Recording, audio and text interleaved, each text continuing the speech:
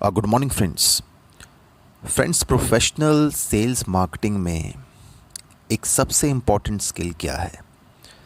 सबसे important skill ये है कि आपकी बात को सुना जाए। आपके सामने जो प्रोस्पेक्ट है वो प्रोस्पेक्ट एक एक्टिव मोड में होना चाहिए। एक्टिव मोड में क्या है कि आपकी बात को वो सुन रहा है, एक्टिव है, और आपकी बात को सुनने के साथ में आपका मैसेज उनके माइंड तक जा रहा है।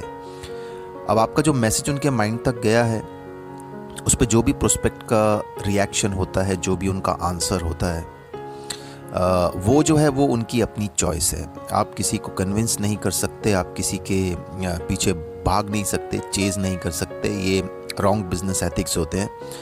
आप उनका डिसीज़न ले सकते हैं और उनके डिसीज़न की रिस्पेक्ट कर सकते हैं। लेकिन अब ज़्यादातर लोगों के साथ प्रॉब्लम क्या है, ज़्यादातर लोग स्किल्ड नहीं होते या वो स्किल्स की तरफ अपना ध्यान नहीं देते। तो अब इमेजिन कीजिए कि आप किसी के साथ बैठे हैं, आप किसी प्रोस्पेक्ट के साथ बैठे हैं और आपको अगले कुछ 2 से 5 मिनट में उनका डिसीजन चाहिए, यस या नो का। अब आप क्या करेंगे? अब आप क्या करेंगे और क्यों करेंगे और ये क्यों ज़रूरी है? देखिए, क्या होता है कि लाइफ बहुत सिंपल है। आपके सामने जो शख्स बैठा है, आइदर वो एक इंटरेस्टेड क्लाइंट है, आइदर वो एक अनइंटरेस्टेड अनक्वालिफाइड क्लाइंट है।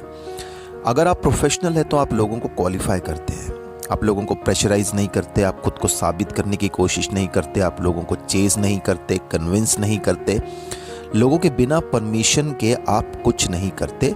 You don't act like a desperate person. आप ऐसा कुछ नहीं करते जिससे लोगों को ये लगेगा दैट यू आर डेस्परेट।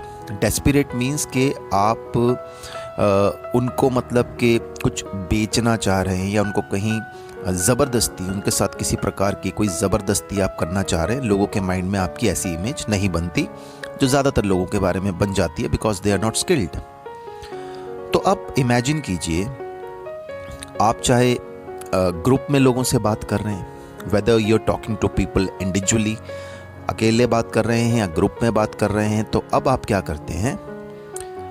अब आप एक शख्स को कहते हैं कि अब से 5 मिनट बाद 3 में से कोई एक चीज़ होगी जो मैं आपके साथ शेयर करने वाला हूँ। अगले कुछ 2 मिनट या तो उस पर आपकी यस होगी या आपकी नो होगी, या हो सकता है कि आप इंटरेस्टेड हों और आप हमसे कुछ डिटेल्स मांगे अपने डिसीज़न को चेक करने के लिए कि आप एक सही निर्णय लेने जा रहे हैं या आपका डिसीज़न गलत भी हो सकता है। जो भी आपका रिएक्शन होगा, जो भी आपका रिस्पॉन्स होगा, we are totally comfortable with that. हम उसके साथ टोटली कंफर्टेबल हैं। अगर आपकी ना हुई, दैट्स फाइन विद अस। अगर आपकी हाँ हुई, then we will work together. और अगर आपके कुछ सवाल हुए एंड आप चाहेंगे कि उन सवालों के आपको जवाब मिले, तो हम आपको राइट टूल्स प्रोवाइड करेंगे जो आपके सारे सवालों के जवाब आपको देंगे। After that you can take the decision कि आप बेनिफिट लेना चाहते हैं इस अपॉर्चुनिटी का या नहीं। Simple and easy. अब यहाँ पर आपने क्या किया, साइकोलॉजी को समझिए। जब आपने प्रेजेंटेशन देने से पहले ये कहा, अब आपके सामने जो प्रोस्पेक्ट बैठा है वो नो तो कहेगा नहीं, आपको डायरेक्टली या इनडायरेक्टली नो तो वो कहेगा नहीं। 2 चीज़ें होगी, या तो वो आपसे डिटेल्स मांगने वाला है या वो आपको यस कहने वाला है। यस क्यों कहने वाला है? अगर आपकी और उसकी फ्रीक्वेंसी मिली, अगर वो आपके सेम माइंडसेट का पर्सन है, वो सेम वो चीज़ें लाइफ से चाहता है जो आप चाहते हैं, वो आपको पसंद करने लगा है कन्वर्सेशन के दौरान, वो आप पे विश्वास करने लगा है, तो फिर यस आएगी। या अदरवाइज वो ना से बचने के लिए आपको कह सकता है मुझे डिटेल्स दीजिए। अब अगर वो आपसे कहे कि मुझे इसकी डिटेल्स दीजिए, then what you will say, आप उनसे एक सवाल पूछेंगे कि आप किस चीज़ के बारे में जानना चाहेंगे। कंपनी की प्रोफाइलिंग के बारे में जानना चाहेंगे, प्रोडक्ट्स एंड सर्विसेज के बारे में जानना चाहेंगे, इस इंडस्ट्री के बारे में जानना चाहेंगे। कौन सा वो पहला और आखिरी सवाल है जिसका आपको सही जवाब मिल जाए तो आप एक सही डिसीजन ले पाएंगे। ये पूछना क्यों ज़रूरी है? क्योंकि क्या होता है कि अगर आप उनको कोई ऐसी इन्फॉर्मेशन दे देंगे जो वो जानना ही नहीं चाहते हैं, तो लोग जो हैं वो कंफ्यूज हो जाते हैं, ओवर इन्फॉर्मेशंस का शिकार हो जाते हैं। तो आपने ओवर इन्फॉर्मेशंस नहीं देनी। आपने जैसे एक इन्फॉर्मेशन, जैसे उन्होंने कहा कि मैं कंपनी के बारे में जानना चाहता हूँ, तो ठीक है, आप कंपनी का प्रोफाइलिंग जो है उन्हें दे दीजिए।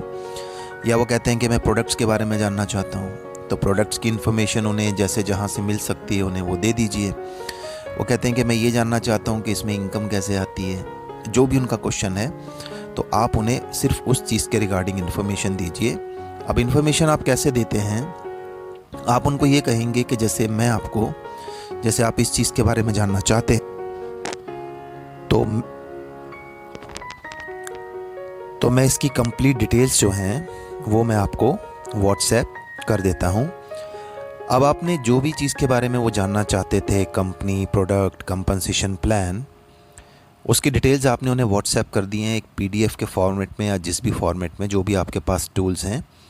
लेकिन अब आपने क्या करना है कि आपने उनसे एक कमिटमेंट लेना है, उनसे पूछना है कि जो भी डिटेल्स मैंने आपको दी हैं इसके गो थ्रू आप कब तक हो सकते हैं, कब तक आप इसे देख लेंगे, कब तक आप इसके गो थ्रू हो सकते हैं, ताकि मैं आपका फाइनल डिसीज़न जान सकूं, आपकी हाँ है या आपकी ना है। अब दोस्तों ये आपने क्यों पूछा? क्योंकि जो बिज़नेस है वो बिज़नेस आपको आता है क्लोज या फॉलो अप करने से, बिज़नेस आपको प्रेजेंटेशन देने से नहीं आता। अब जब आपने ये पूछा तो क्या होता है कि आप प्रोस्पेक्ट सोचता है, वो आपको कोई दिन बताएगा, जैसे आज तो शुक्रवार है, रविवार तक, संडे तक मैं इसके गो थ्रू हो जाऊंगा। अब आप पूछते हैं कि आप सच में संडे तक इसके गो थ्रू हो जाएंगे, रविवार तक इसके गो थ्रू हो जाएंगे? वो कहेगा हाँ बिल्कुल। तो सोमवार को कितने बजे, कौन से नंबर पे मैं आपको कॉल करके आपका फाइनल डिसीजन जान सकता हूँ कि आपकी यस है या आपकी नो है? अब यहाँ पे आपने क्या किया, आपने जो आदमी से ही पूछा कौन सा दिन और कौन सी डेट। अब यहाँ पे बहुत ज़्यादा चांसेस हैं कि सामने वाला आपका फ़ोन उठाएगा, रिसीव करेगा। तो इस वे में पूरी सिचुएशन को आपने हैंडल किया। पहले आपने एक क्वेश्चन की मदद ली और उसके बाद जब किसी आदमी ने डिटेल्स मांगी तो आपने उससे एक कमिटमेंट, एक कन्फर्मेशन लिया ताकि आप उससे क्लोज या फॉलो अप कर सकें।